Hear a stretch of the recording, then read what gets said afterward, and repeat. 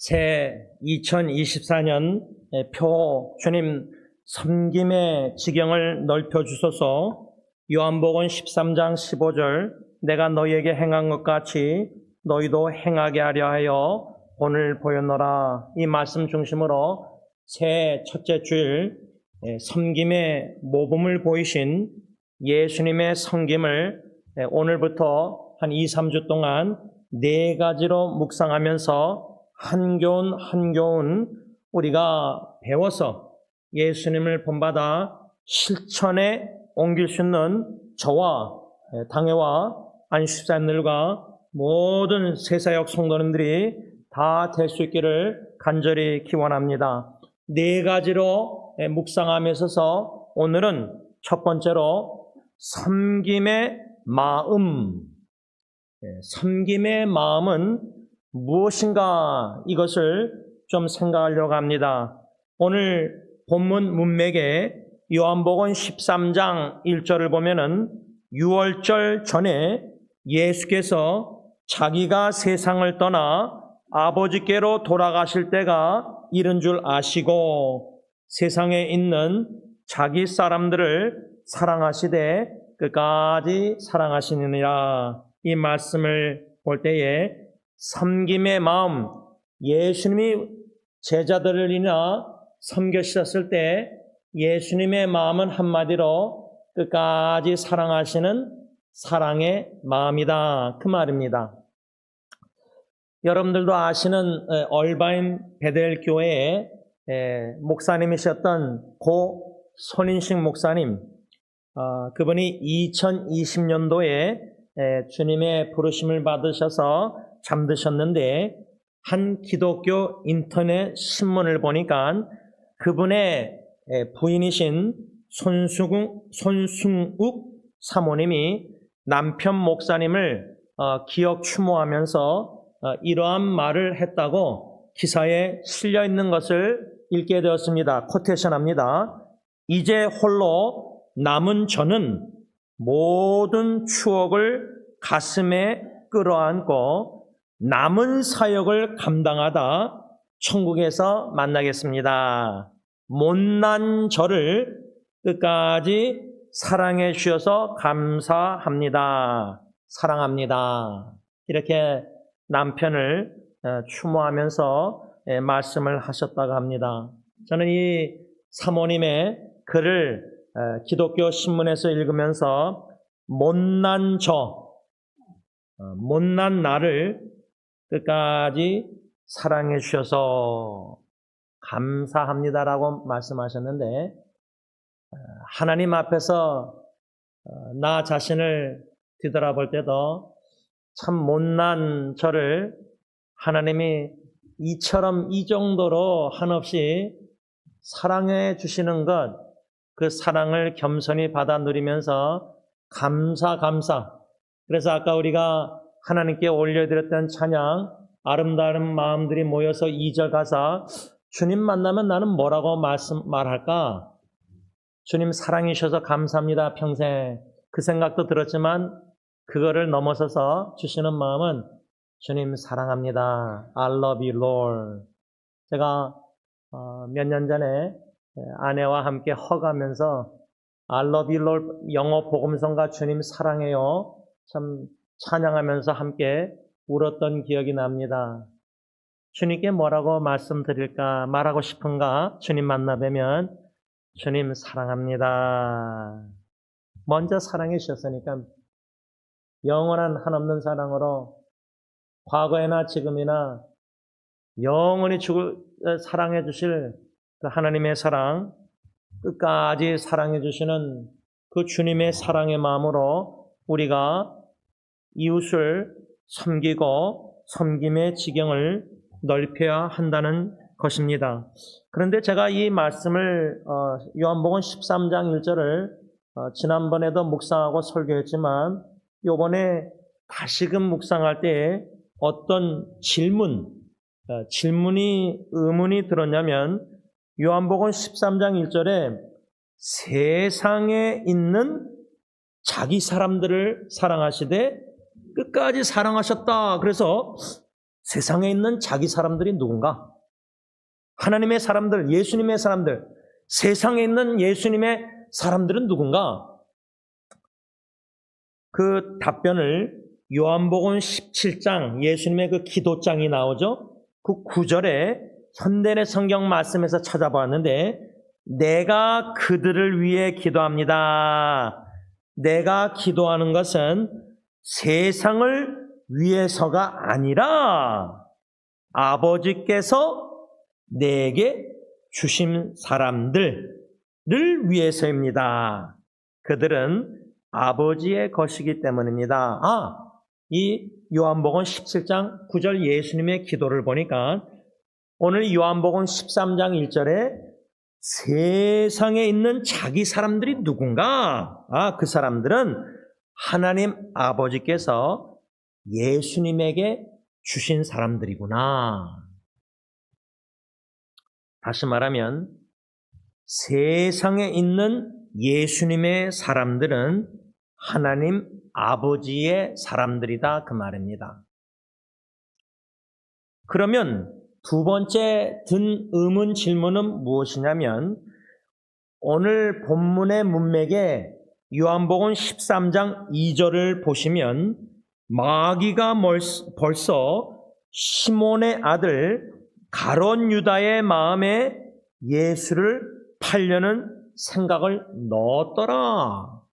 그래서 그 생각대로 가롯 유다는 제사장에게 돈을 받고 예수님을 팔아넘기는 배반을 합니다. 그러면 질문이 13장 1절에 세상에 있는 자기 사람들 중에 가롯 유다도 포함됐는가? 아니면 포함되지 않았는가? 이 질문이 들었던 겁니다.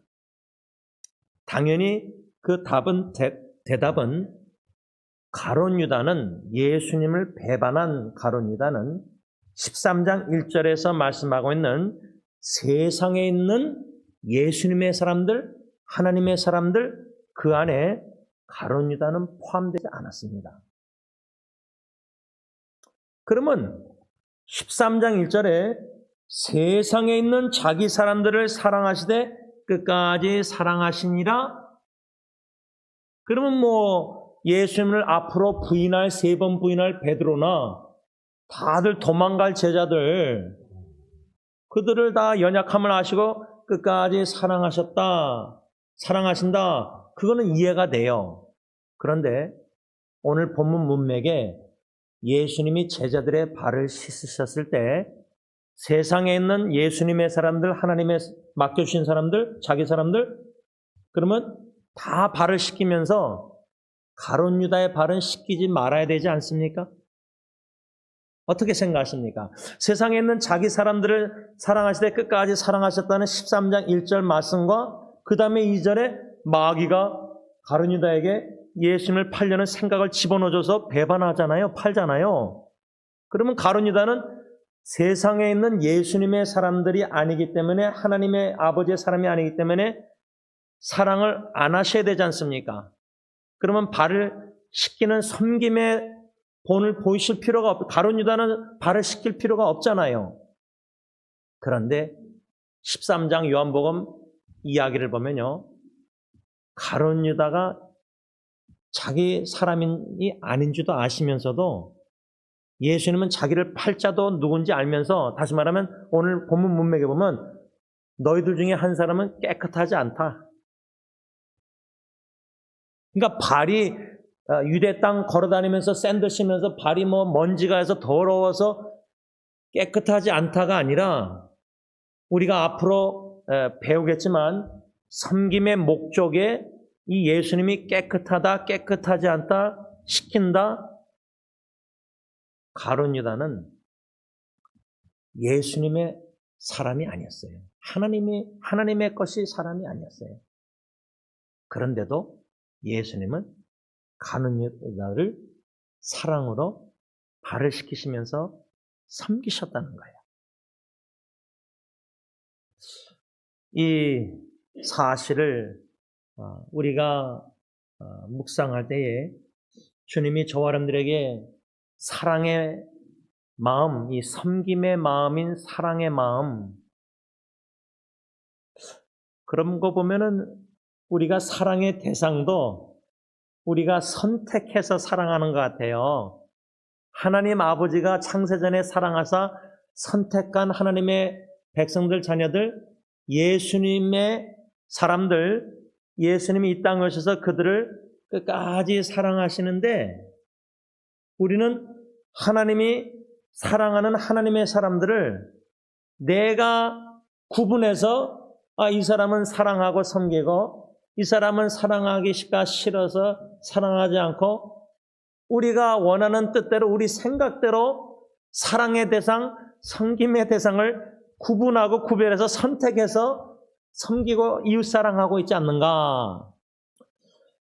한국에 있는 인터넷사에게 어느 안수집사님이 요한복음 13장 1절 말씀 중심으로 짧은 묵상의 글을 썼는데 그 묵상글의 제목이 섬김의 모습을 보이신 예수님, 이란 제목 아래 썼는데 제가 코테이션합니다.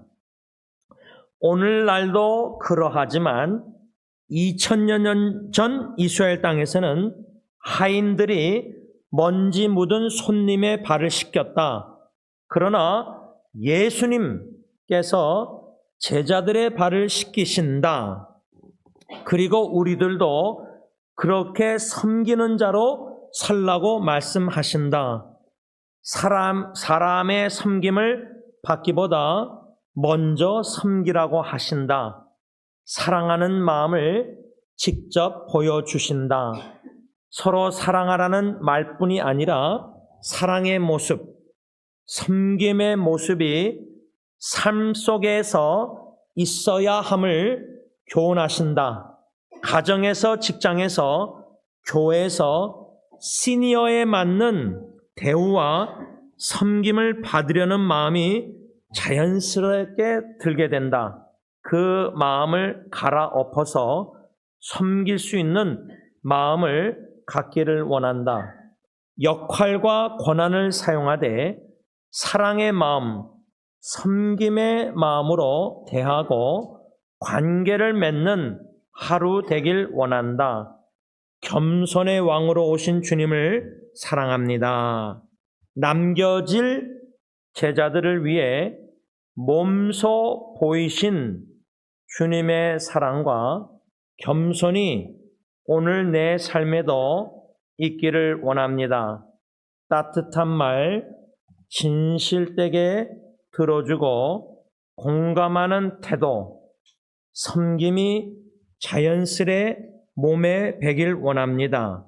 예수님의 이름으로 기도드립니다. 아멘.